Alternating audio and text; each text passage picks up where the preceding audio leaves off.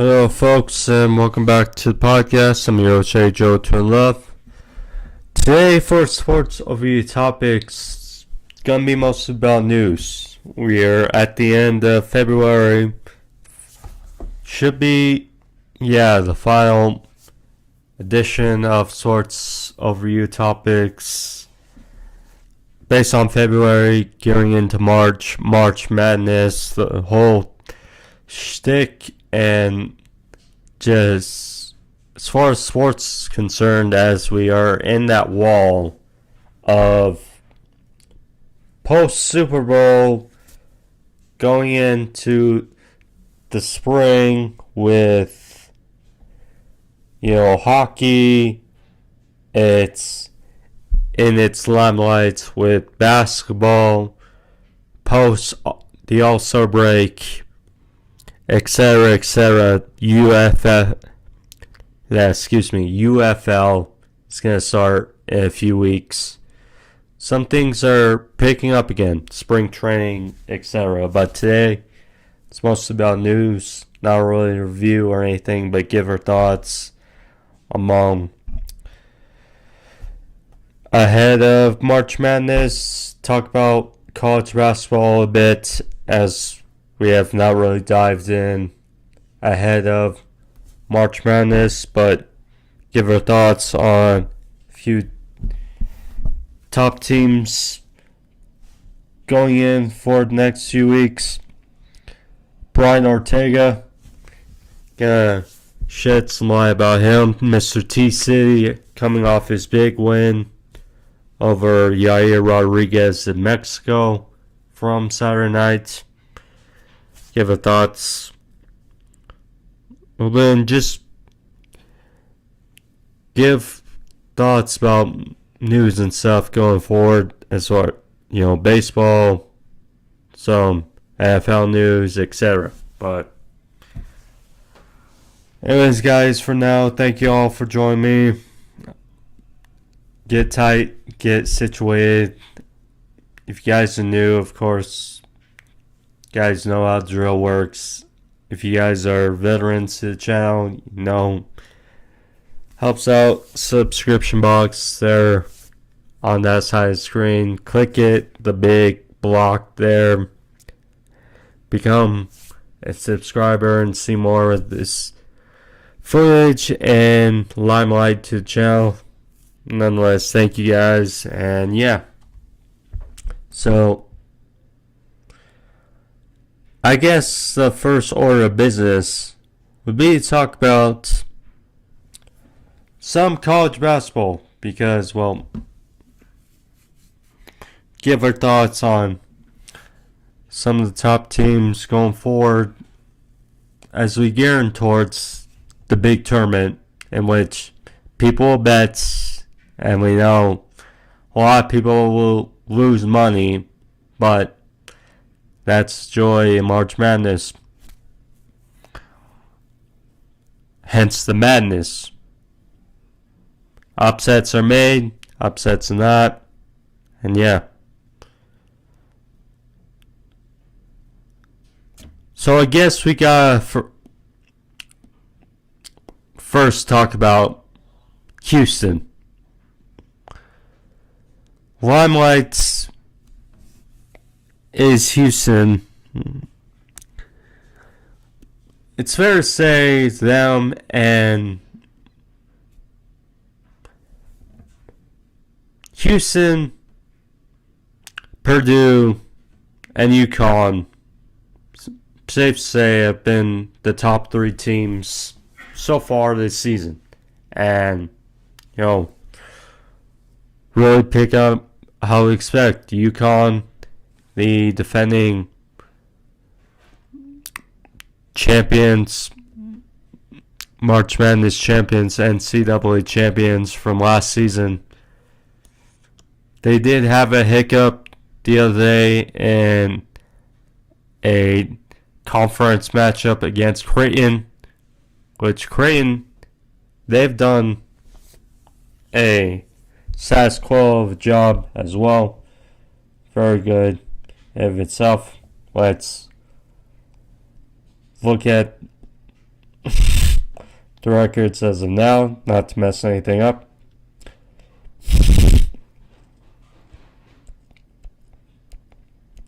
But yeah, Houston currently holds 24-3 record.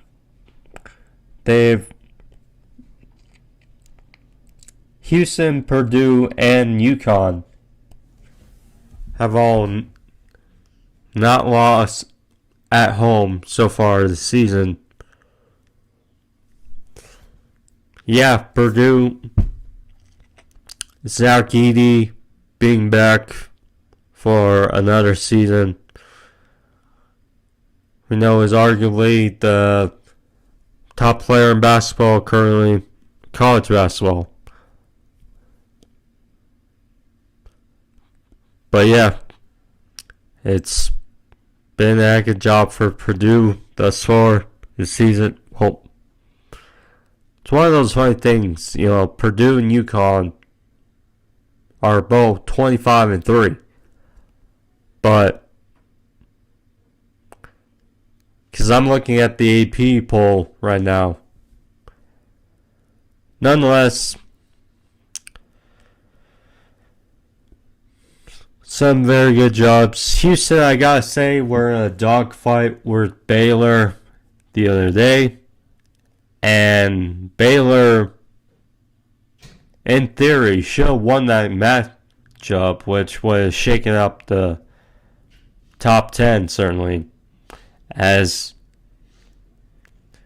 Baylor missed a late free throw, and then which would have given them the lead, and then ultimately for Houston to be fractions late on a three-pointer, which ultimately sent to overtime. But yeah, Houston,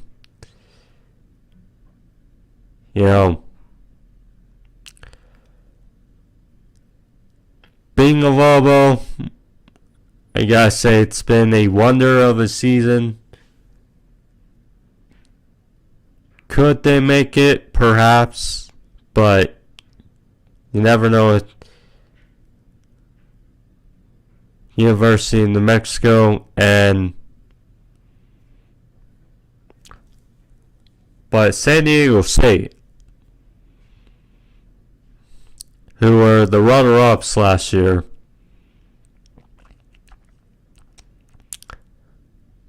they're still doing a good job this season, being 21-7. Kentucky, we know, is always a fan, certainly, and fan favorite in college basketball, and they're looking stellar, 19-8. Well, I wouldn't say stellar, they're doing good, but get gist. Either way, it's going to be a fun one going into a couple weeks is March Madness. So now let's get into a couple of news and topics around other sports going around. So,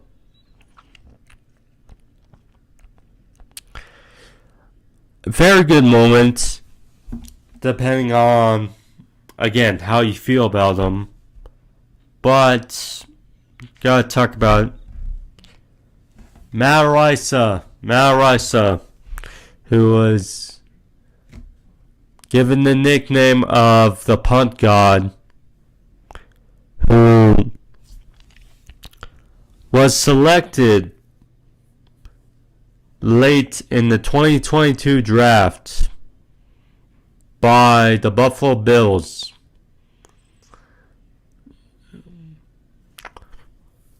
And allegations came out, and ultimately they came to be false. And then, for a while, because in this day and age, you're guilty until proven innocent. It's been turned backwards. But nonetheless, Araiza.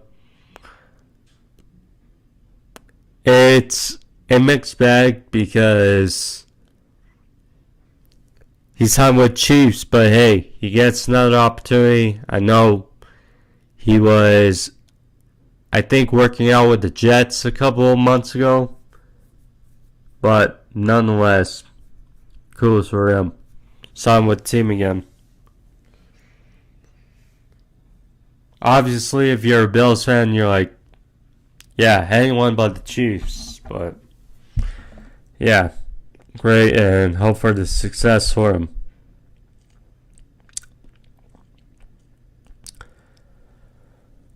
Dolphins with a unique move as they release former stalwart corner and Xavier Howard. Xavier Howard, I mean,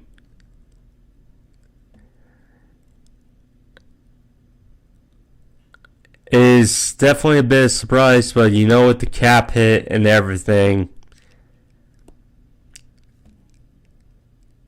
definitely a unique release because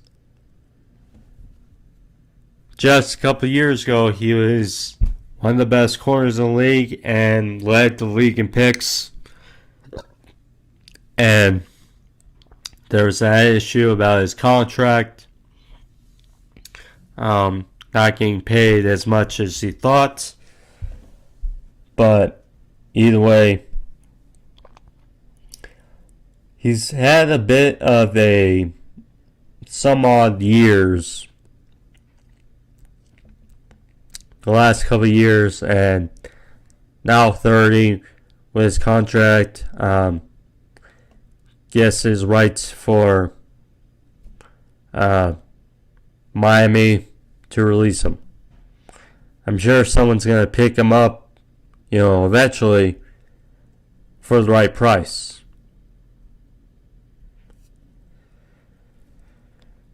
One name that's, I'm sure, right as the Bengals, and really since Joe Burrow got hurt, one guy that certainly we're keeping an eye on news, and that is T. Higgins. T. Higgins has apparently been franchise tagged by the Bengals. A hefty franchise tag. $21.8 million for the franchise tag. So, preventing him from hitting the open market, but still gotta sign him.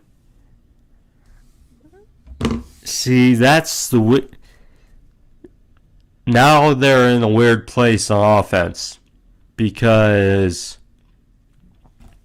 I'm sure some were hoping that he'd be traded for the Bengals last season when, they had a bit of leverage, but now that he's tagged, it's a weird scenario for them because Joe Burrow, now the highest paid quarterback in the league. So probably not till next year, but Jamar Chase, a extension is on the horizon, with Justin Jefferson looking to reset the wide receiver market. And Tyler Boyd is now a free agent. So Joe Burrow's weapons are a bit in question. What are his artillery, we should say, but yeah.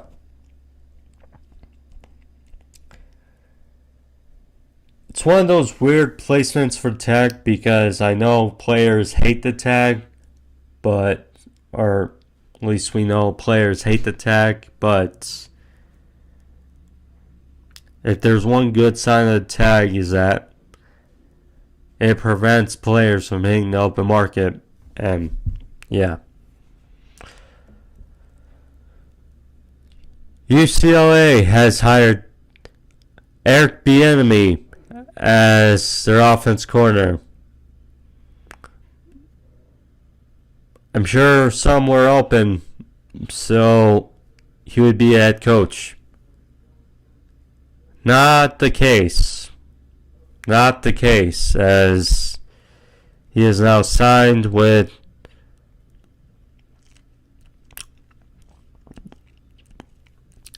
UCLA, especially after Chip Kelly left to Ohio State. Bit of a new philosophy on offense now for UCLA, so we'll see how it goes and see for him. Now some will be complaining about so he didn't get a head coaching gig, but that's how the cookie crumbles. Trae Young, a punch in the gut if you're the Atlanta Hawks and to their fan base. Trae Young will be out for at least a month with a torn ligament in one of his fingers, apparently. So, undergoing surgery, and now he has not been the same, but yeah, this season. But yeah, it's just a blow to the Atlanta Hawks and their fan base, pretty much.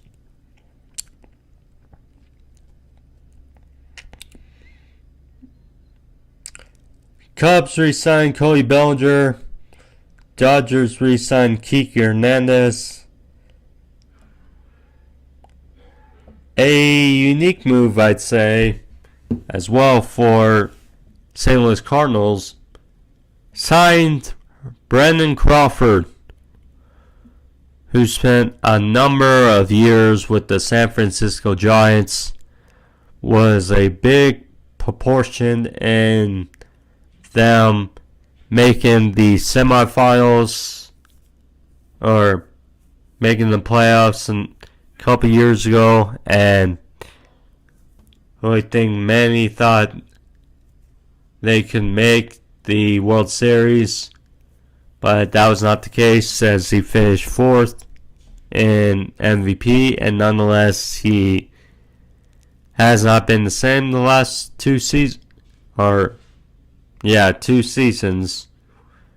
but nonetheless, he is signed with St. Louis Cardinals, still 37.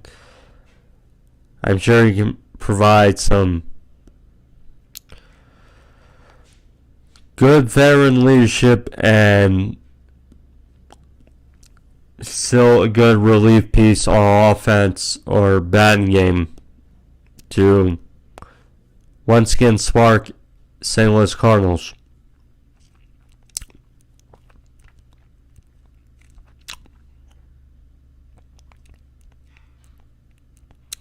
A mixed surprise, you can't say, for Tampa Bay Buccaneers as they release Shaq Barrett to a unique story of starting out as a backup rotational piece on defense for the Denver Broncos his first couple years, and then came to the Buccaneers in a starting role in 2019 and blew up, leading the league in sacks with 19.5 sacks. Following year had a solid season still with the Bucs when raiding Gronk's first year with the team, and when they won the Super Bowl. Last couple seasons after an injury, he has not really been the same on defense, and with they obviously gave him an extension after Super Bowl, or I believe in 2021, either way. But gave him an extension, and with Baker Mayfield likely going to get an extension, with Mike Evans likely going to get an extension, with Lavonte David being a free agent, Shaq Barrett kind of became expendable for the Tampa Bay Buccaneers in that aspect. And yeah, it's how it kind of happened.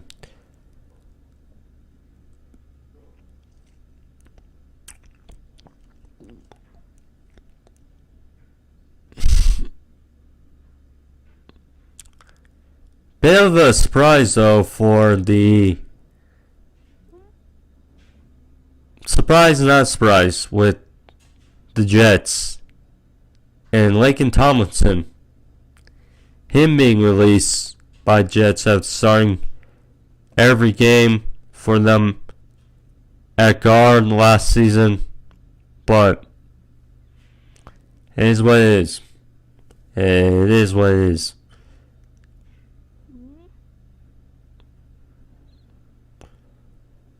Brian Ortega, Mr. TC, who in a key fight, I get it, and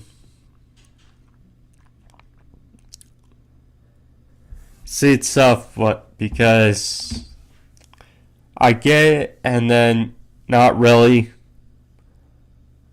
So UFC was in Mexico on Saturday nights, and obviously the top two fights in the card were Brandon Moreno versus Brandon Royval, and Yair Rodriguez versus Brian Ortega. And it was not a clean finish for the Mexico natives, as Brad Moreno lost in a decision in the main event, and Yair Rodriguez was choked out with an arm triangle by Brian Ortega in the third round. Although, albeit classy move by Brian Ortega, as he asked Mark Goddard not to raise his hand in respect for his Mexican native opponent, Yair Rodriguez. I mean, it makes sense because Moreno, former flyweight champ, Rodriguez, former interim champ. So I get that aspect as far as the placement of the fights, but nonetheless, a key win for Brian Ortega. You know, he's been in a weird spot the last couple years with, injury, big losses to Volkanovski, and then, of course, back from a number of years ago with his loss to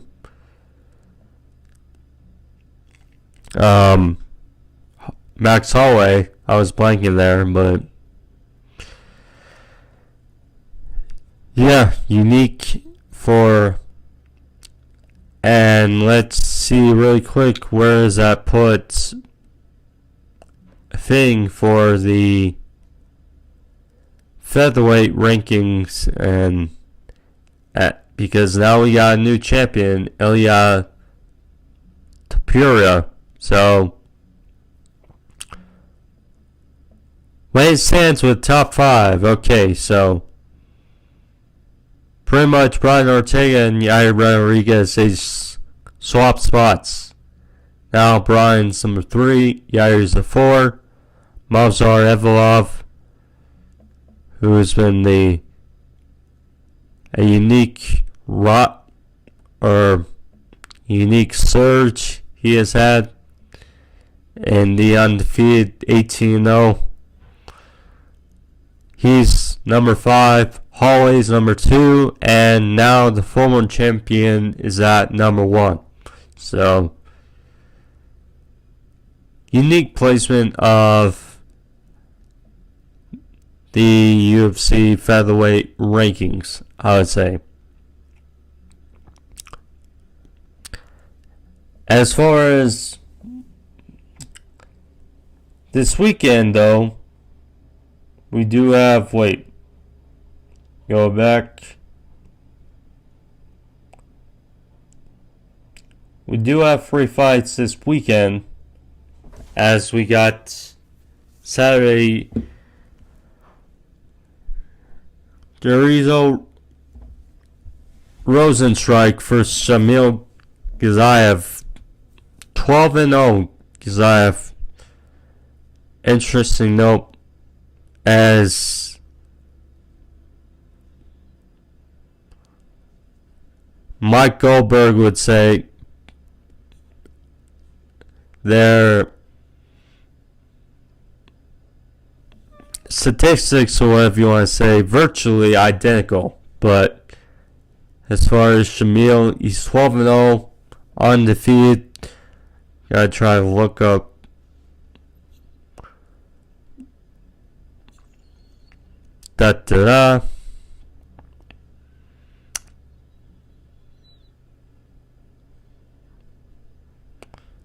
So this is his second fight coming off Dana White's Contender Series.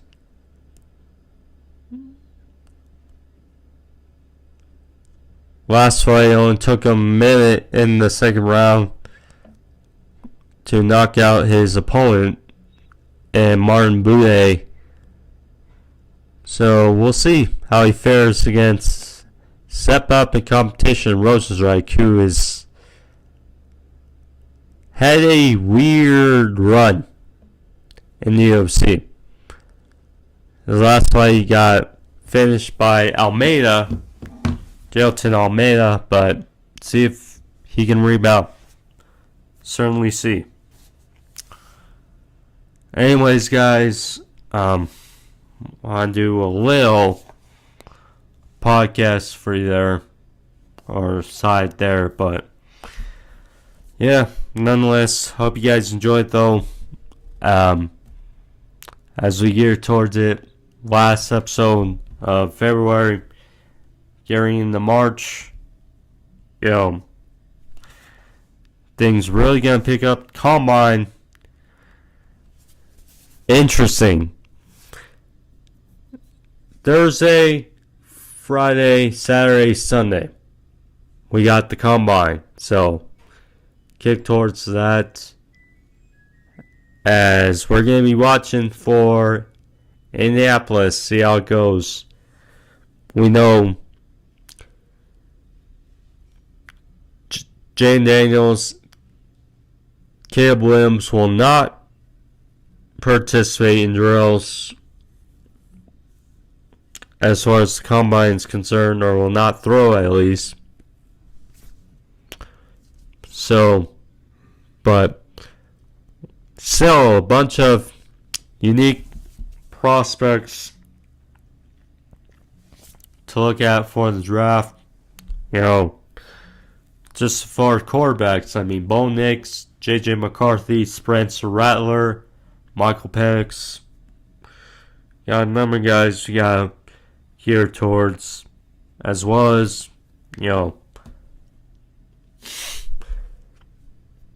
if there's one guy, actually 2 guys, I'm looking to see how they do really for the combine, whether it's combine or pro day.